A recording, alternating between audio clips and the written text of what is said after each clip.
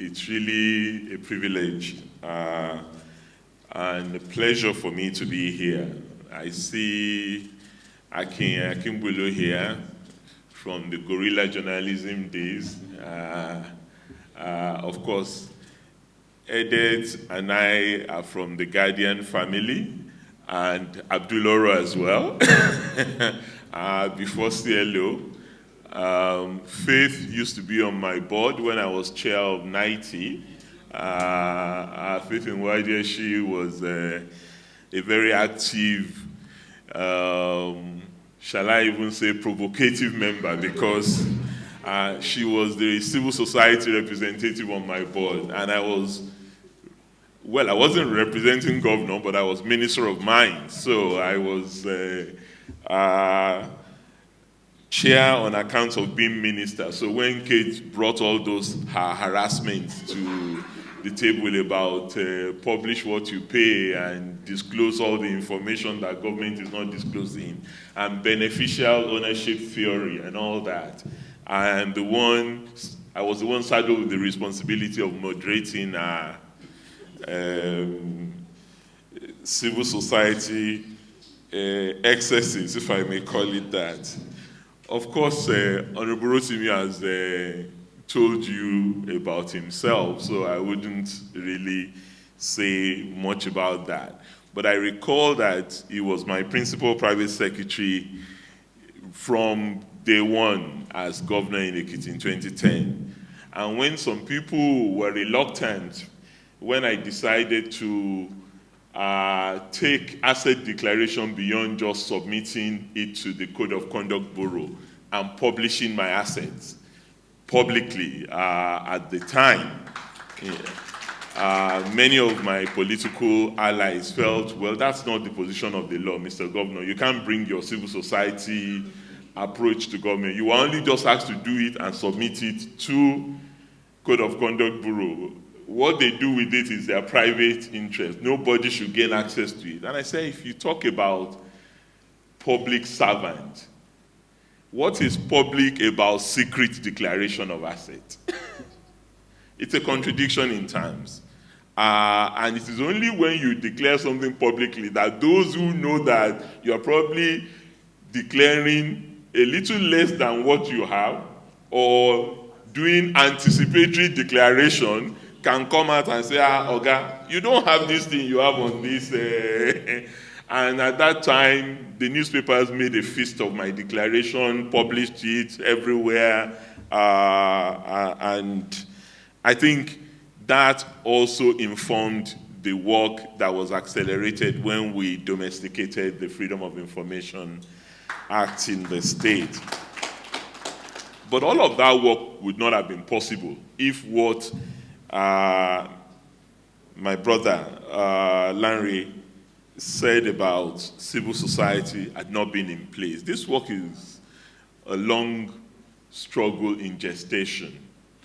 And CLO will take a critical credit for some of that work, because even though we came from journalism, CLO provided the space out of which MRA itself came, and many other civil society institutions emanated. And it was fitting that Abdul launched that book yesterday. For reasons that he's aware of, I wasn't able to join you because of his African time. He told me 9 o'clock and the event did not quite start. But that's, I know I will have the opportunity to attend one of the other book signing. I think Capital Club is doing one that I just saw this morning in Lagos. So, but really it is a pleasure to be part of this exercise. MRA took that initiative, IPC at the start of it, and eventually it became law in 2011. But for me, it's not so much the letter of the law that is always important. And I think Honorable Rotimi made reference to that in passing. It's what we do with the law. We have information now. It's like when somebody says to you, oh, let us speak truth to power. Power knows truth. Power is always very informed about truth, but it's not convenient for power. And power selectively decides when to put truth to use. And it's the same with this. We almost have an information overload. And if you see the uncritical way people then utilize the information we have, and you cast your mind back to the kind of reports that CLO used to do in the late 80s, or the kind of investigative journalism that we were used to in this country in the 70s, 80s, and 90s, and you compare it to what is operating now in this superficial social media environment of 140 letters, then you would agree with me that you can have information without transparency. And you can have transparency without accountability. And for this to really be worth the effort that has been put into it, our people must not just internalize it, but live it.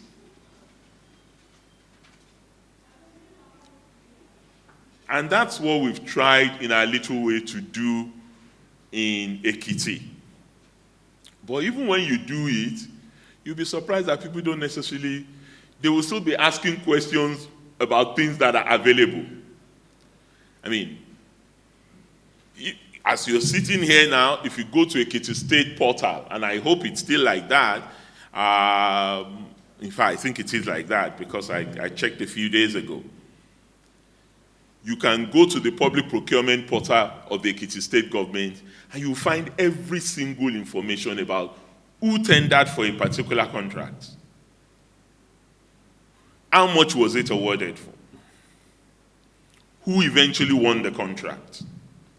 What is the company details from CAC?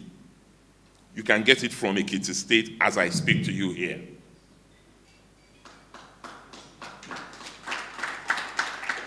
And you can get every aspect of that and even in the federal government of Nigeria.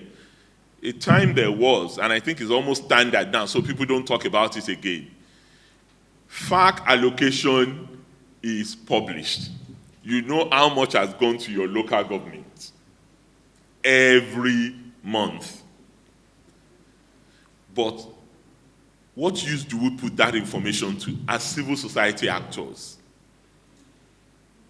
We do very well sometimes. I mean, Budget did a beautiful job a few days ago about padded budget at the federal level and insertions. Honorable Rotimi is here to respond to that if you want to take him to task. And various insertions that had nothing to do with the agency in question. The palace in Hulea, where the majority leader, my own good brother, comes from, Honorable Abdul, is his territory. In the budget of some science and technology agency. And that budget is littered with those kinds of things. So you then ask yourself, why is it that we really don't have fully functioning budget? We need to really change our own budgetary system and approaches. But we wouldn't know this if there hadn't been a Freedom of Information Act that allows the publishing of budget for civil society actors to analyze and then come out with such information that our budget presented us with. And they've gone a step further. I know that annually budget does this. Accountability Lab too. I don't know if there's anyone from Accountability Lab here. They also do it. Every year they do analysis of state transparency. And I know Ekiti is always first or second in the last 10 years. Regularly, we are either first or second in budget analysis of state transparency. When I became chairman of the Nigerian Governors Forum, we started an initiative, some of you may be aware of it, called SIFTAS. And SIFTAS is States Fiscal Transparency, Accountability, and Sustainability Program. And what do we do in SIFTAS?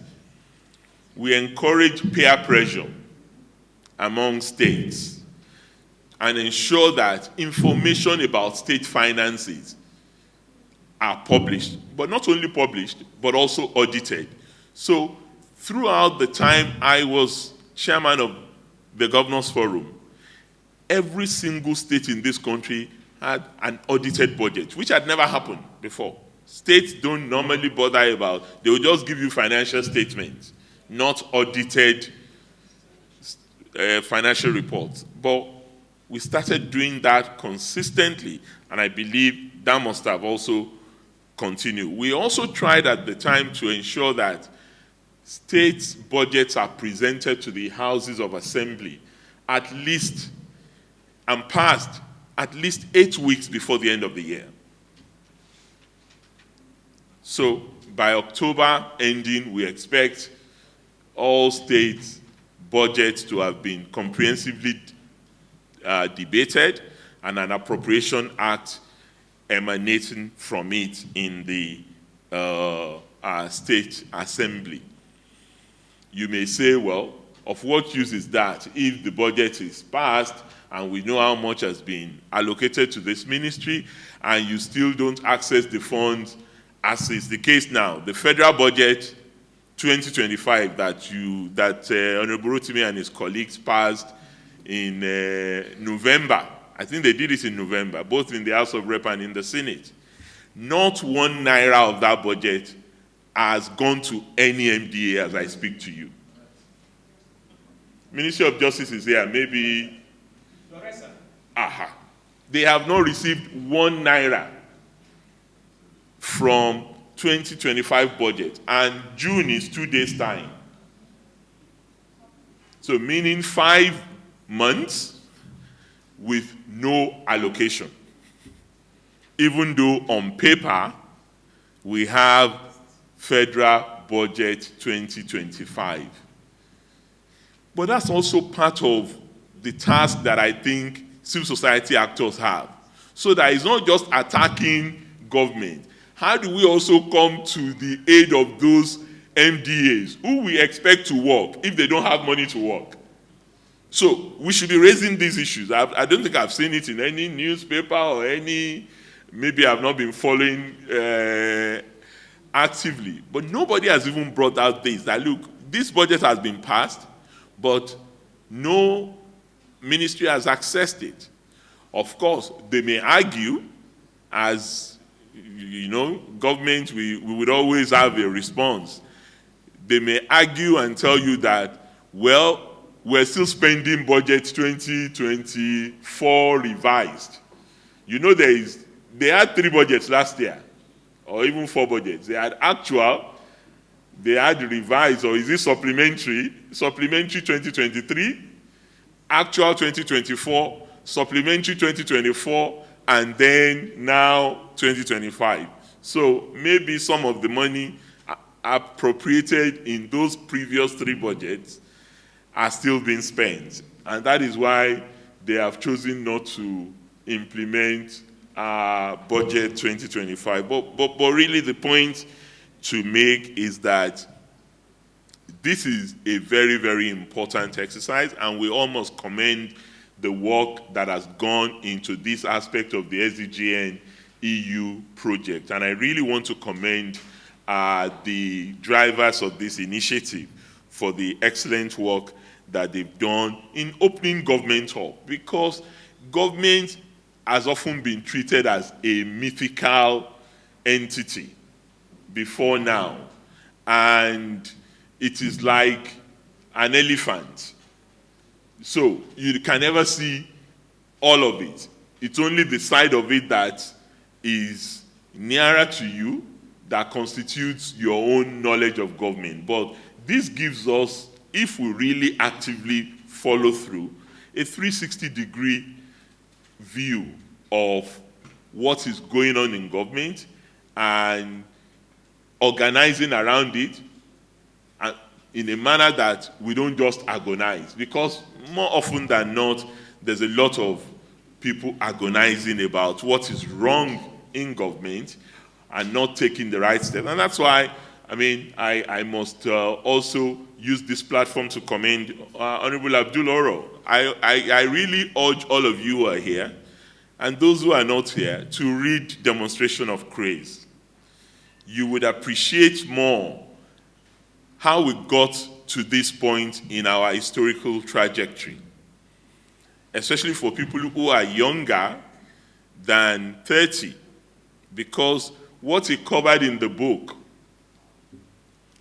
was our trajectory from, if you like, 1983, the collapse of our last democratic journey, to what currently obtains, and the role of civil society in that exercise. All of the people here, I think I without fail, almost everybody on this table that I know in our past struggle were mentioned in that book.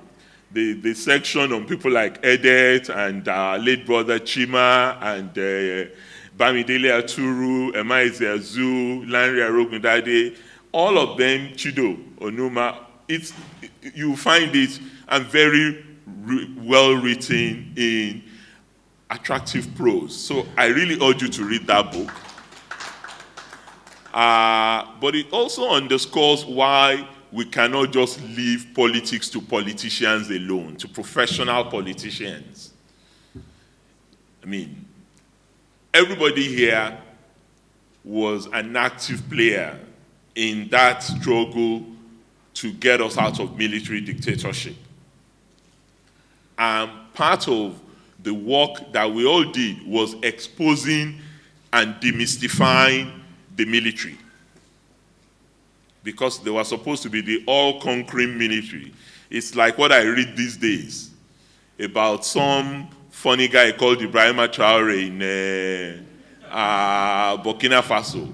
And I ask myself, is it that our history is defective, or we're so disillusioned with the failure of governance that we're ready to embrace any, any pretender to the throne? Because that is what it amounts to in a lot of ways. And for those of us who grew under military dictatorship, we shake our heads and say, you don't know what you're asking for. And you might get it if you are not careful. And it will not be palatable. For those who may be looking in the direction of Ibrahim Traore in Nigeria and other failing democracies that we have. But what is the point I wanted to bring out in Abdul's book is his conclusion that we can't give up on this country. That's the conclusion of that book. What's and all failures that we have dealt with, challenges that we're still confronted with, we can only build a better society if we insist on a better democratic culture. And a better democratic culture can only come from a culture of transparency and accountability, a culture that questions leadership, a question that insists on putting our feet to fire. When we were in Ekiti, we used to, prior to every budget in the state, we would go around all the 132 communities. And I attended. It wasn't as if I sent commissioners or special assistants. And asked the community, what are your top 3 issues in this community that you would like us to attend to? And they will say, oh, it's our primary health center. Oh, it is our Kabiesi's palace. Sometimes what they tell you may not align with what you think is the need of the people. But you know, in politics they say the people are always right. It's not true. The people can be very ignorant at times about what is good for them. They will say it is the palace of the Kabiesi that we want fixed, or it is some other. So they will give us, and we'll go around, and we will incorporate some of this in the state budget. And then also separate some for them to handle, and the state gives them money to handle some of the projects themselves. And what we found out consistently, Akinrotimi was my PPS, so he will remember this very well. Consistently in our small Ekiti state was virtually all the projects we gave to the towns union to manage were delivered on time and on cost. But our own projects in the state that we contracted to advert, tender process, procurement, you know the works. So sometimes these things that we talk about, transparency does not necessarily produce accountability. And those in government will tell you that, with due respect to my brother from the Ministry of Justice, virtually every director in the civil service, they have 3 quotations in their drawer. When the work comes out, when the advert is made, the 3 companies that will quote are the 3 companies by the director. Yes, if you go to CAC, it may not contain his names or his family members' name, but some of them are even careless. They will put their own family persons on the directors of the company, and they will award that contract. They will say, oh, yes, they will give the marks. You know, they always have tender procurement analysis sheet. Oh, this, 80%, 20%. They work to an answer that they already know and call it transparency. And I'm telling you that we get more value for our money from community projects undertaken by the people. And they will give us breakdown how they spend the money than our own projects professionally awarded, advertised, assessed before due process, before procurement, before the contract is awarded. So I think as we talk about these things, in a technical sense, we should also know that these processes are just not technical alone. They are political. And we also have to be political. We have to insert politics into our policy making, but progressive politics, a politics that really advances the interest of the people ultimately. Because more often than not, we tend to focus on the irrelevancies and on things that really don't ultimately bring transformational change. They will bring cosmetic change, they will bring change that we can put in the newspapers, but not fundamental transformation. And that is why, for many of us, democracy is not delivering. But it is an academic as well as a serious argument to reflect on. Can this democracy deliver simply on account of competent people being in government alone? If the institutions cannot undergird that democratic development we all seek, it's a chicken and egg situation, but I think it is something that ultimately I would like to encourage us to reflect on as we listen to the work that MRA, IPC, and others have done over the years. We should be able to come up with some case studies that really demonstrate how much has been saved. Because sometimes this thing is carried on at a very high level. When we were at 90, Faith will remember this. When we do our audits, we do audits at 90. Audits in the petroleum and gas sector and audits in the solid minerals sector. And we often look at precisely the revenue going into NNPC, for example, or any of the institutions, and how the expenditure aligns with the revenue and the savings that we have managed to make. Sometimes, I mean, NNPC people are not very happy with the results that we come out with at 90 at the time, but at least you can see a pattern of savings, of irresponsible expenditure, of grand and little theft, of brazen criminality. And I still see a lot around us now that we need to pay attention to. In procurement, in expenditure, in value for money, because sometimes it's not just stealing.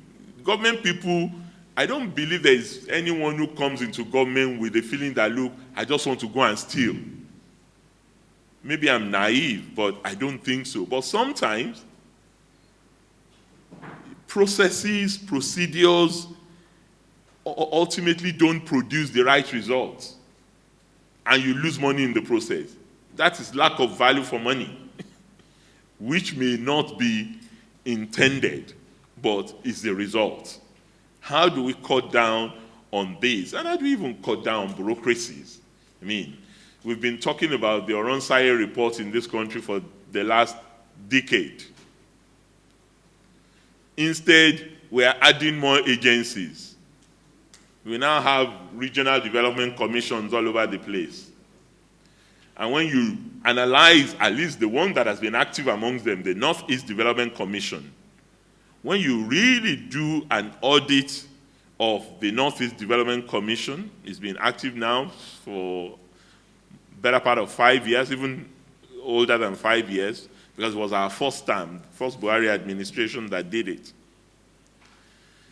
You will discover that Northeast Development Commission was supposed to be the bridge to help rebuild an insurgency-racked zone of the country.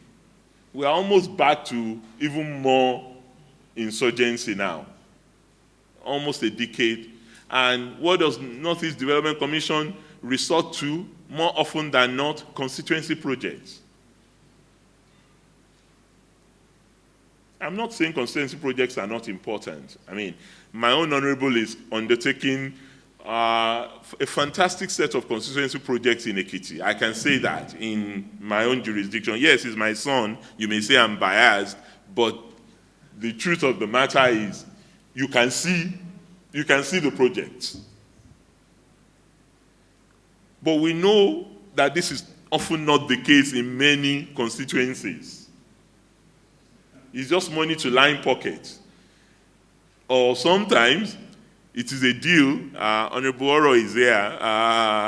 He wrote some things in his book that you should go and read. I don't want to say I don't want to say it out publicly here. But when I finished reading the book, I had to send him a note that no. You've done us a favor with this magisterial account of what really happens in government. Because those of us in civil society, we don't know what goes on in government, frankly. We don't. Or we imagine we do. But until you are in there and you see the degree of the mess, then you begin to appreciate why you need a critical mass to transform the society, not just isolated presence of good people.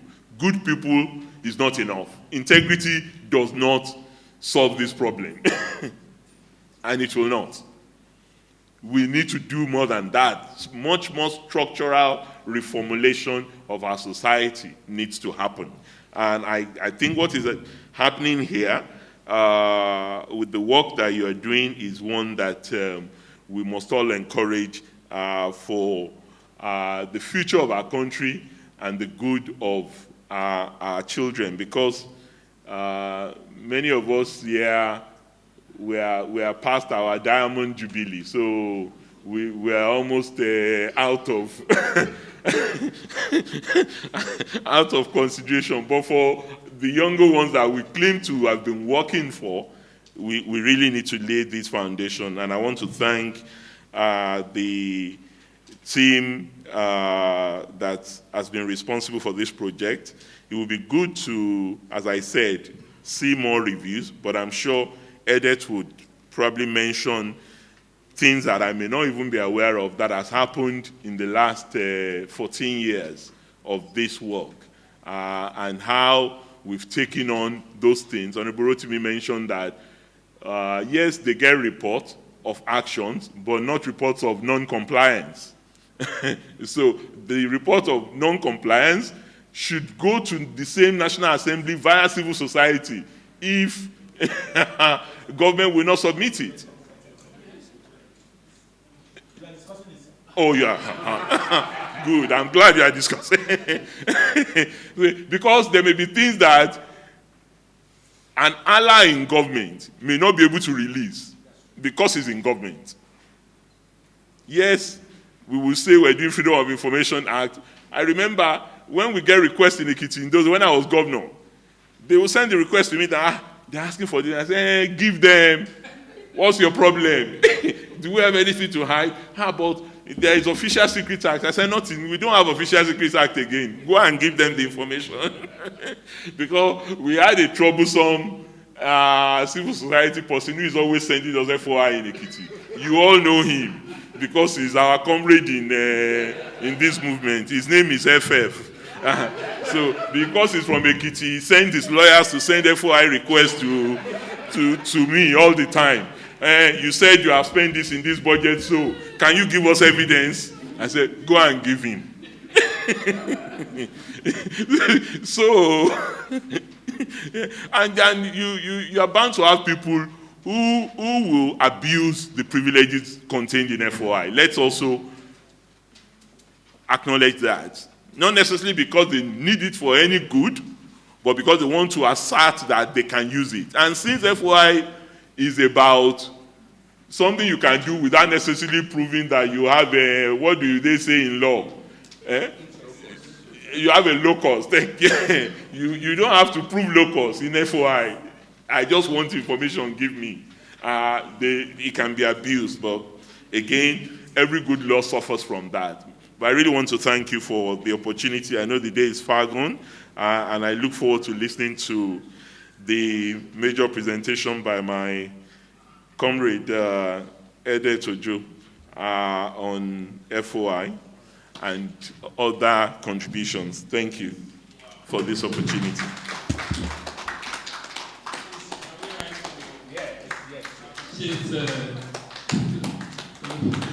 Thank you very much. That was quite insightful, very